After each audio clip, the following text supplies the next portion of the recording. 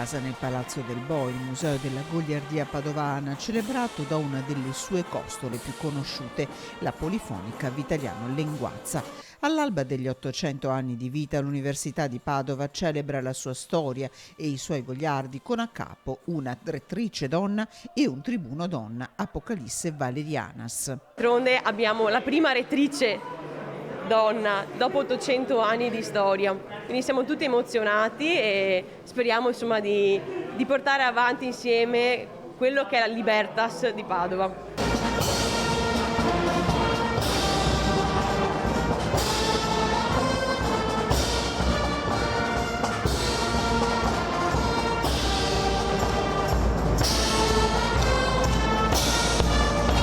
La difesa dell'universo, universis patavina libertas, il diritto allo studio e alla libertà di espressione. Poco da scherzare con i goliardi che di scherzi memorabili ne ricordano nella storia recente, dalle forbici consegnate al ministro Mancini in odor di Tangentopoli al maiale Gigi e il Porseo regalato a Giovanni Spadolini che lo accolse nella sua casa toscana.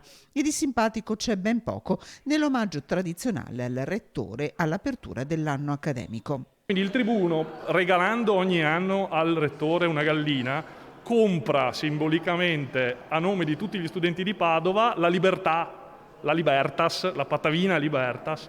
Quindi è un qualche cosa di molto più profondo che non un simpatico regalo dei goliardi. Insomma, la gallina è il simbolo di quelle libertas concesse agli studenti fin dal Medioevo da Federico Barbarossa e scusate se è poco, è una gallina, ma dati i tempi in adozione a distanza, i goliardi l'hanno affidata fresca 24 ore fa alla neorettrice, da lei ribattezzata Galilea. Possibilità di venire a trovarla, portarla a spasso, sfoggiarla di fronte ai suoi illustrissimi ospiti. Non solo, le caratteristiche della gallina che io adotterò è che è una gallina bella, elegante, magnifica e simpatica. E poi i goliardi hanno aggiunto proprio come lei.